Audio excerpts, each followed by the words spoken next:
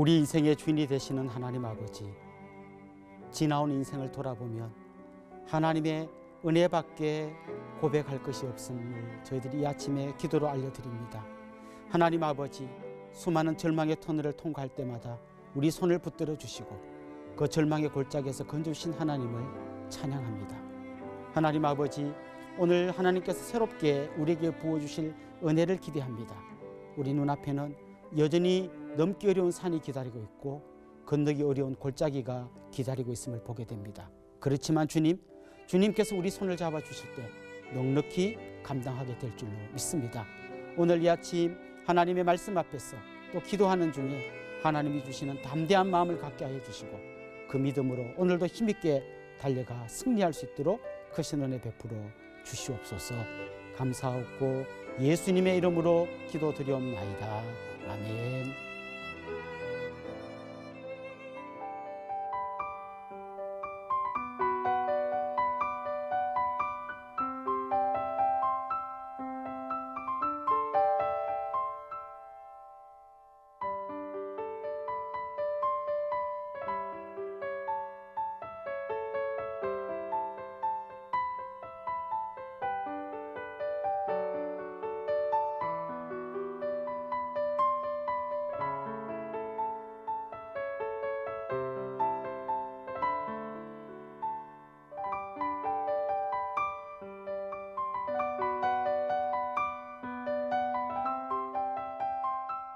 안녕하세요. 기도로 여는 하루 은혜의 동산교회 이규현 목사입니다. 마태복음 13장에 보면 농부가 밭에 나가서 씨를 뿌리는 비유가 나옵니다. 거기에 보면 4가지 종류의 밭이 등장합니다. 어떤 씨앗은 길가에 떨어집니다. 길가에 떨어진 씨앗은 얼마 지나지 않아서 새가 와서 먹어버립니다. 어떤 씨앗은 돌짝밭에 떨어집니다. 좀 싹이 올라오는 것 같더니 흙이 너무 얕아가지고 얼마 지나지 않아 해가 떠오르면 타 죽어버리고 맙니다. 어떤 씨앗은 가시밭에 떨어집니다. 씨앗이 자라나서 이제 발아에서 올라오려고 하면 가시가 그 기운을 눌러가지고 제대로 자라지 못하게 합니다. 그런가 하면 좋은 땅에 떨어진 씨앗은 100배, 60배, 30배의 결실을 맺습니다. 그래서 우리는 이 비유를 들을 때에 우리가 좋은 마음의 밭을 가지고 하나님 말씀을 잘 들어야겠다 이렇게 적용을 합니다. 저는 좋은 적용이라고 생각합니다. 그렇지만 이 비유가 진짜 가르쳐주고 싶어하는 핵심이 있습니다. 그것은 바로 씨에 있습니다. 이 씨가 의미하는 것은 하나님 나라의 복음입니다. 하나님 나라의 복음이 전파되면 많은 사람들이 몰려오는 것 같지만 결국 어떤 사람은 이런 이유로 돌아가고 저런 이유로 돌아가고 다 돌아가는 것 같습니다. 결국은 남은 사람이 얼마 안 되는 것 같습니다. 사역을 하던 사람들은 그 앞에서 실망하고 좌절하게 되지요. 여러분 생각해 보십시오. 4군데 씨를 뿌렸습니다. 3군데는 실패했어요. 1군데만 성공했습니다. 그러면 이 농사는 몇 프로 성공한 농사입니까? 25%요? 아닙니다. 3개가 죽고 하나만 살았던 것 같은데 그 1군데에서 100배의 결실을 맺었습니다. 4개의 씨앗을 뿌렸는데 3개는 죽고 100개가 생긴 겁니다. 대성공인 것이죠. 이 비유가 말하고자 하는 것은 이게 바로 복음의 능력이라는 것입니다. 하나님 나라의 복음의 능력이 이렇게 어마어마하다는 것입니다. 핍박 때문에 흩어지고 어떤 사람은 감옥에 갇히고 이러면서 교회가 다 없어진 것 같지만 하나님의 교회는 그 안에 있는 말씀의 능력, 복음의 능력 때문에 나날이 더욱더 왕성해지는 것입니다. 오늘 우리가 읽은 이 성경 말씀도 씨를 뿌리는 이야기를 담고 있습니다. 그런데 보면 눈물을 흘리며 씨를 뿌린다고 이야기합니다. 왜 눈물을 흘릴까요? 너무나 척박하고 정말 이 씨가 제대로 열매 맺지 못할 것 같아서 눈물을 흘리는 거죠. 그런데 그의 마음속에 어떤 확신이 있습니까? 기쁨으로 단을 거두게 될 거라는 확신이 있습니다. 그래서 또 씨를 뿌리는 거죠. 우리 한국 교회가 위기라고 말합니다. 점점 교회가 줄어들고 성도가 줄어든다고 걱정합니다. 그러나 문제는 교회의 숫자가 줄어드는 것이 아닙니다. 능력의 말씀, 천국의 놀라운 이 말씀의 능력이 살아있다면 한국 교회 안에는 얼마든지 회복과 다시 하나님의 만져주시는 그런 놀라운 기회가 찾아오게 될 거라는 것이죠.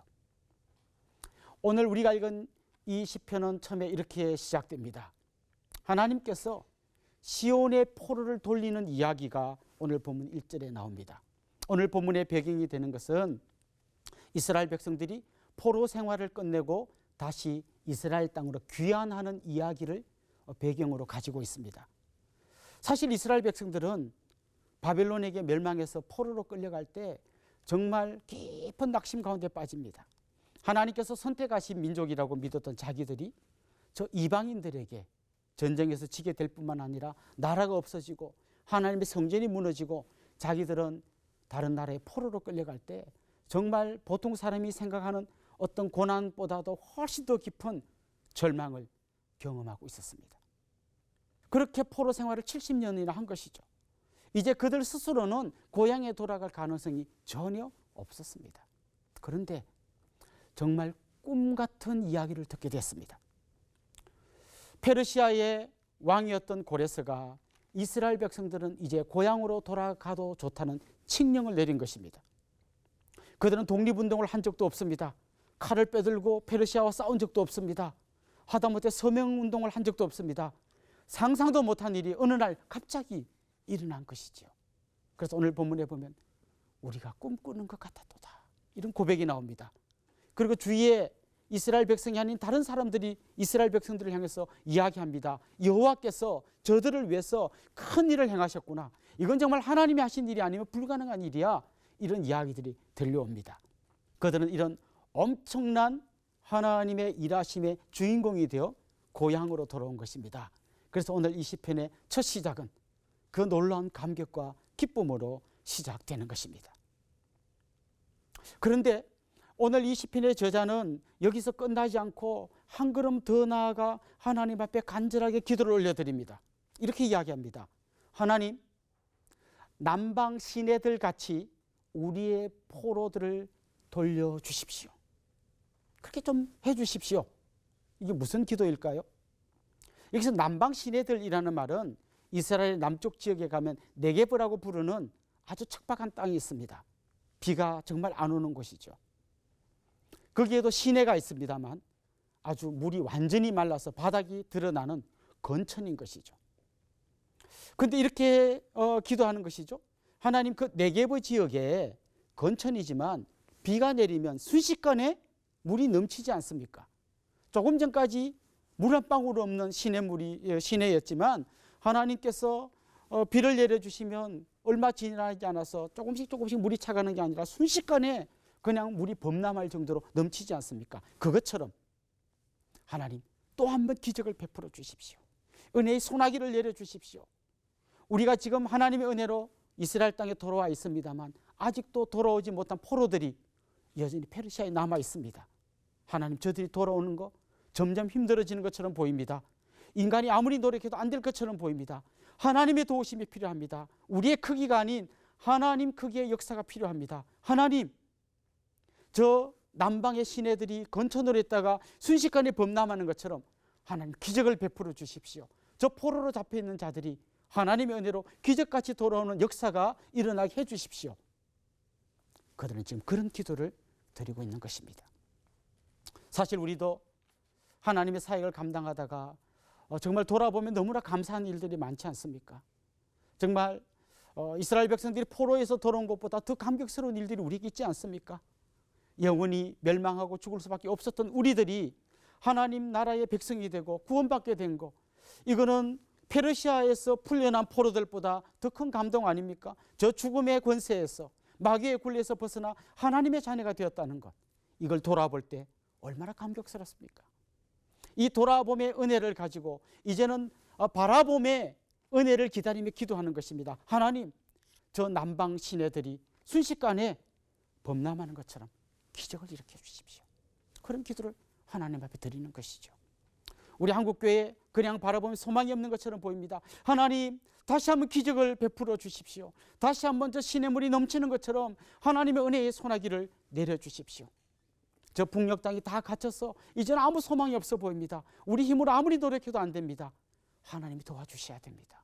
하나님, 남방 시내가 범람하는 것처럼 다시 한번 이 민족 가운데 기적을 베풀어 주십시오. 이것이 우리의 기도가 되어야 할 줄로 믿습니다. 그래서 오늘 이 시인은 먼저는 돌아봄의 은혜를 찬송합니다. 그리고 바라봄의 은혜를 기대하며 기도합니다. 그러면서 마지막으로 결심하는 것이 무엇입니까? 내가 눈물을 흘리면서 씨를 뿌리겠다는 거예요. 하나님의 도우심을 구하는 기도를 드렸기 때문에 이제는 두 다리 뻗고 우리는 누워서 자는 게 아닙니다. 하나님은 하나님 일을 하실 것입니다. 우리가 할 일은 무엇입니까? 앞이 하나도 보이지 않습니다. 생각하면 눈물밖에 나지 않습니다. 그렇지만 눈물을 흘리면서 씨를 뿌리는 겁니다. 이 씨 중에 다 죽는 것 같고 안 되는 것 같고 끝난 것 같고 망하는 것 같지만 한 알의 밀알이 땅에 떨어져 제대로 죽으면 그곳에서 100배의 결실이 맺히는 것이 하나님 나라 복음의 능력이기 때문입니다. 우리 안에 이런 기도가 필요합니다. 하나님, 은혜의 소나기를 내려주십시오. 저희들은 아무런 가능성이 없어 보이지만 과거에도 일하셨고 미래에도 일하실 하나님을 믿고 의지하면서 오늘도 눈물 흘리며 하늘의 씨를 뿌리겠습니다. 기대합니다. 하나님, 기쁨으로 단을 거두게 주실 그 하나님의 능력을 기대하며 오늘도 달려가겠습니다. 함께 해 주십시오. 이것이 오늘 이 아침 여러분의 고백이 될 수 있기를 간절히 소망합니다. 이제 우리 하나님의 말씀을 붙들고 같이 한번 기도하면 좋겠습니다. 이 복음의 능력, 하나님 나라 복음의 능력을 믿고 기도합시다. 하나님, 우리 인간의 말과 우리의 방법으로는 이제 한계에 와 있음을 고백합니다. 복음의 능력으로 다시 한번 우리 가정을, 우리 교회를, 우리 사역지를, 우리 선교지를 회복시켜 주십시오. 특별히 저 북녘 땅에 하나님 주의 복음의 씨앗이 떨어지게 하여 주시고 놀라운 열매가 맺히게 하여 주십시오. 은혜의 소나기를 내려주십시오. 남방시내가 넘치는 것 같은 기적을 부어주십시오. 그 하나님의 일하심을 믿고 저희들은 오늘도 눈물 흘리지만 씨를 뿌리겠습니다. 하나님 도와주십시오. 우리 이런 마음으로 한번 조용히 기도하면 좋겠습니다. 기도 드리겠습니다.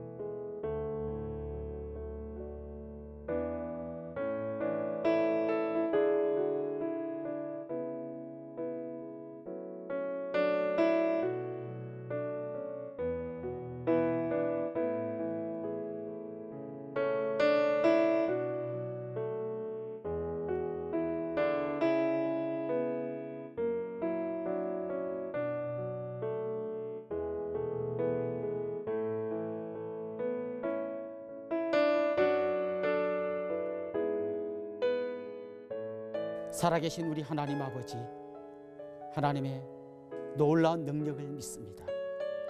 하나님께서 이미 우리에게 베풀어 주신 말할 수 없는 은혜를 찬양합니다.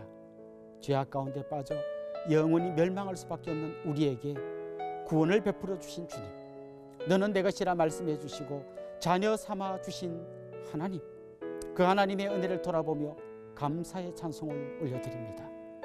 과거에 그렇게 일하셨던 하나님의 은혜를 저희들이 기억하기에 우리의 미래에 또 하나님께서 그렇게 일해 주실 것을 기대합니다. 바짝 말라있던 남방의 시내들이 은혜의 소나기가 내리고 나면 범람하는 것처럼 하나님 다시 한번 기적을 베풀어 주시옵소서. 우리 한국교회에 다시 한번 재건의 기회를 허락하여 주시옵소서. 저 북녘 땅에 다시 한번 하나님의 찬송이 울려 퍼지게 하여 주시옵소서. 인간의 크기가 아닌 하나님의 크기로, 인간의 방법이 아닌 하나님의 방법으로 역사하여 주옵소서. 하나님께서 이렇게 일하실 것을 믿기에 저희들은 오늘도 눈물을 흘리면서 씨를 뿌릴 것입니다. 주님께서 언젠가는 기쁨으로 그 단을 거두게 해주실 것을 믿고 씨를 뿌릴 때에 하나님께서 친히 역사하여 주옵소서. 예수님의 이름으로 기도드리옵나이다.